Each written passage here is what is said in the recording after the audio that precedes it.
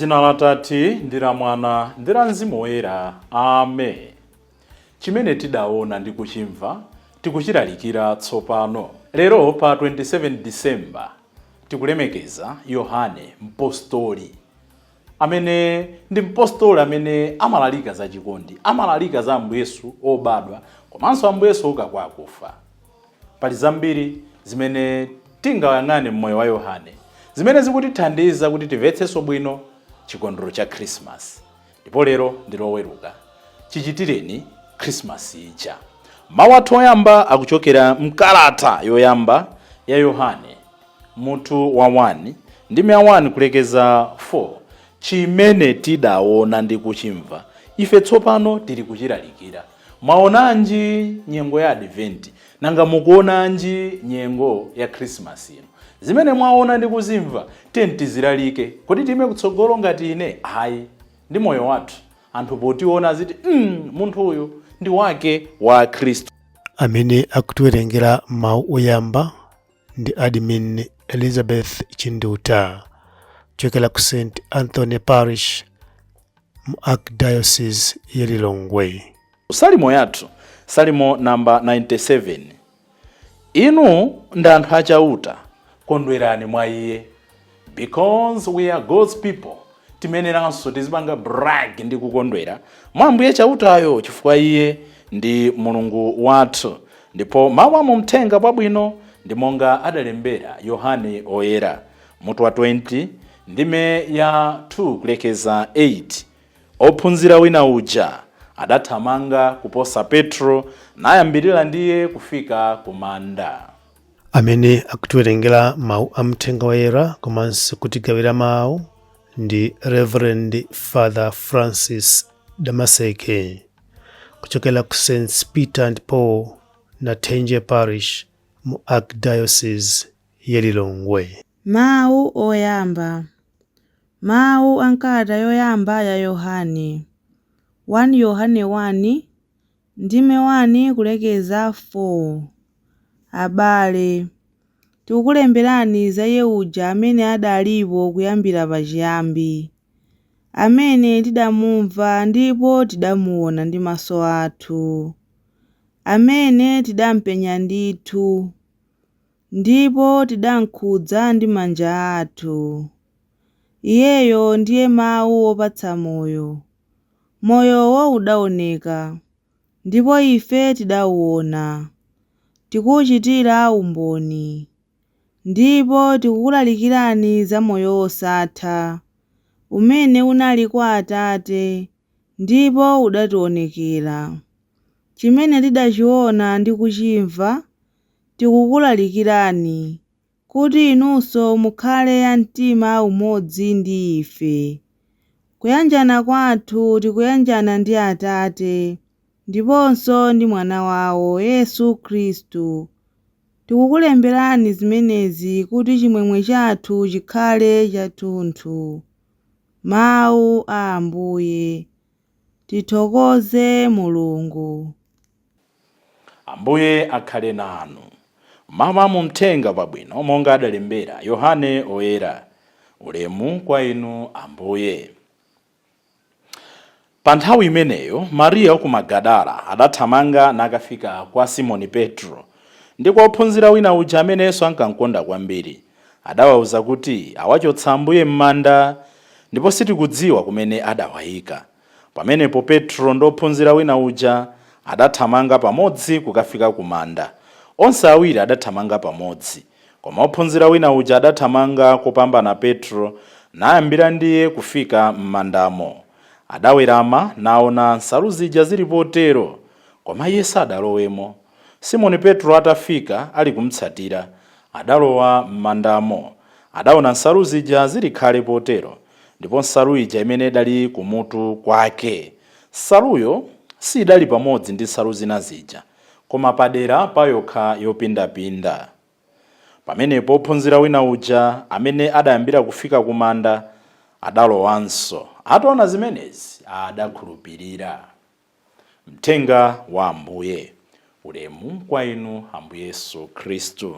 Abale ndi alongo, pamene tikukondwerera chaka cha Christmas, lero kutipatsa mpostoli pa apostoli 12 paja, pa ophunzira a Ambuye Yesu 12 paja, mmodzi ndi Yohane, amene ena akatswiri akunena kuti ndemwe uja mwana wa Zebedeyo, the son of Zebedee, amene ndi m'bale wake anali mmodzi mwa ophunzira amene Yesu ankakonda kwambiri.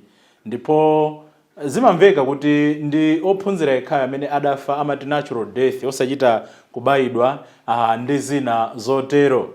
Akutiphunzitsa zambiri pamene tikukondwerera kuti Mulungu ali nafe.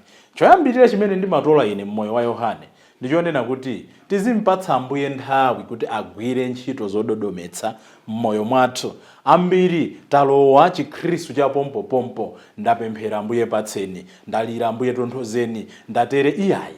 N'chifukwa chani ndikukamba izi? Tikawayang'ana moyo wa Yohane potengera kuti ndi ana a Zebedeyo, ndi mmodzi mwa ana a Zebedeyo, mukuona kuti change sinabwere nthawi imodzi ayi.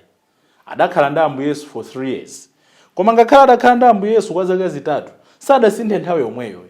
Ndi aja pena amati kuno titanitse moto, malembo amatiuza bwino kuti pena ana a Zebedeyo, Yohane ndi zake Yakobe, amati bwanji titanitse moto, tingowapsereza mudzi umene wana oderera amenewa. Anali ndi Ambuye Yesu, koma transformation inatenga nthawi. Pena ndi aja anapita kwa Ambuye Yesu kuti tamwaletsa, asamalalika sayenda ndife, tawaletsa. Ambuye Yesu osatsutsana nafe tu ali mbali yathu. So tikunena zonsezi, tikuona kuti kumapeto kwa zonse Ambuye Yesu akudzamutchula kuti ndi ophunzira uja amene iye ankankonda kwambiri, ndi uja mpaka zidafika ponena kuti adauza amayi athu Maria kuti tenga amayi yako, ndipo amayi nayi mwana wanu. Yohane ndi oyambirira kuti limbitsa mtima ife mu Chikhristu mu chikhulupiriro. Koma kuti iyeyo asinthe, change sinala abrupt. Change imabwera pang'ono ndi pang'ono, panimu, silole. Inu ndi ine tikaona zinthu zina sizikuchitika monga mmene tikuganizira, tisamatayebe mtima. Ambuye ndokozeka kutichiritsa mu nthawi yake. Ambuye amayendera pesi yawo. Ambuye sayendera pesi ya dziko lapansi. Ambuye sayendera ulemerero wa dziko lapansi. Chachiwiri, malingana ndi mthengo umene tawerenga lero, tamva kuti Maria atakauza zonena kuti zachitikawo, akuti Petro adamuza mphwanga tiye. Nda Yohana adabandula poti anali wamphamvu, adakafika kuja koma sadalowe m'manda. Tibwera kufundo yachitatu imeneyi, kupereka mpata kwa Petro ngati mtsogoleri. Petro adafika mpaka adalowa m'manda. Yohana adakhulupirira asanalowe ndi m'manda komwe. Faith or love sees what fear cannot. Chikondi chimakhulupirira zimene mantha sangathe kukhulupirira. Atangona zichitochito sanavutike nkuti agwire aone ayi, adakhulupirira. Ngodala iye amene amakhulupirira ngakhale sadaone. Pamene ena anali kuchedwa kupanga hesitate, chikondi cha Yohane chidampangitsa kuti akhulupirire kuti Ambuye Yesu wauka kwa akufa.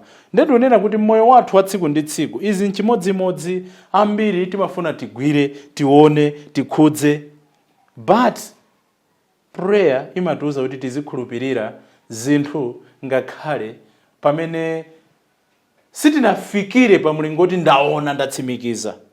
Nchifukwa chake timene tizidzipezeka pamaso pa Ambuye Yesu kudzera nsakramenti la Eucharistia limene limapezekeratu m'maparishi athu mmene tingagwade nkunena kuti ndikukhulupirira Ambuye. Ndipo chachitatu ndipanena kuti mukuona kuti munthu amene ali ndi chikondi mwa Mulungu amakhala ndi ulemu in authorities.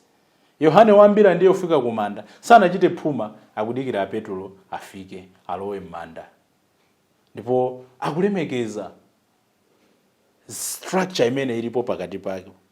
Ambiri mwa ife tilibe humility to allow others to take their places. Timafuna shine ikhale yathu nthawi zonse. We don't want others to take their places in society. Chakuti chijanina panga ndine, chakuti chijanina ambitsa ndine, chakuti chachinatheka chifukwa cha ine. Mutha kukhala adi oyambitsa, koma nthawi ina ndikamba izizi chifukwa this is the reality mmalo amene timakhala. Even mu mpingo kumene kula anthu ena ake they are only good nthawi imene iwo ndatsogoleri. Mu mpingo kulimbikitsa mapepa Sunday, kulimbikira kupita kumisa za mmawa, bungwe la mayi kuthandiza mapoto mbale, chakudya chani. Akangochoka m'maudindo anthu aja amasiya even supporting their friends, supporting even the church. Even iso kumafuna kuwaonetsa ena kuti ndolephera. True humility and love allows others to take their respective places in society. Yohane sanafune kumbera shaini Petro kuti amesa amati ndino atsogoleri bwanji mwakaniko ufika ife tinapandula tafika talowa taonani. Hayi, anafika nkumamdikira Petro, anamulola alowe, nkumudikira kuti Petro anena kuti chani, zachitikadi Ambuye dauka kwa akufa, tiyeni tikawuza abale athu. Chikondi chizitipangitsa kuti ena aoneke kuti zimene akupanga they can be supported and they deserve to be supported.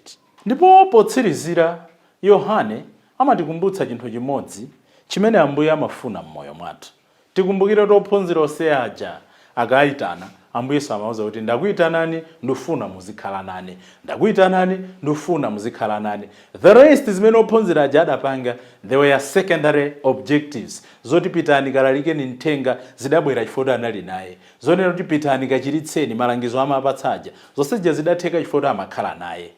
Ambuye Yesu chimene adatilengera, Ambuye Yesu chimene adatipatsira nsembe, Ambuye Yesu chimene adatipatsira Chikristu nchonena kuti tizikhala naye. Tikakhala naye amatituma, tikakhala naye amatichiritsa, tikakhala naye amatipatsa zonse zimene zimafumira mwa iye. Koma ambiri mwa ife sitichita ngati Yohane, timafuna kunena kuti zina zonse zichitike except kukhala ndi Ambuye Yesu. How do we stay closer to Jesus?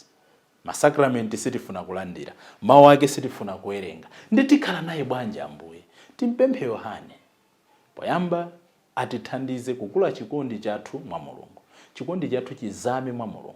Kachiwiri atithandize kumakhala ndi Ambuye, kuti tikakhala ndi Ambuye tikalalike zimene taona ndi kumva. Mawu yamba achatuza zimenezo, chimene tidamva ndi kuona ndi chimene tikulalika. Chifukwa choti adakhala naye ndi kumva zimene anali kuyankhula, adapita ndi kukalalikira mwa toto moyo. Sitingakalalikire zimene ife sitidamve, sitingakalalikire zimene ife sitidaone. Ngati sitidaone chikondi, ngati sitidaone chikhululukiro, ngati sitidaone kufatsa, ngati sitidaone kudzipereka, zitivuta kuti Chikristu chathu chibereke zipatso. Yohane Mpostoli, mutipempherere ife. Poyamba tilole kuti Mulungu azitisintha pang'ono ndi pang'ono. Ngakhale pamene tagwa, mutithandize kumadzuka, kuti pakumkonda Ambuye tikakondwerere naye kumwamba.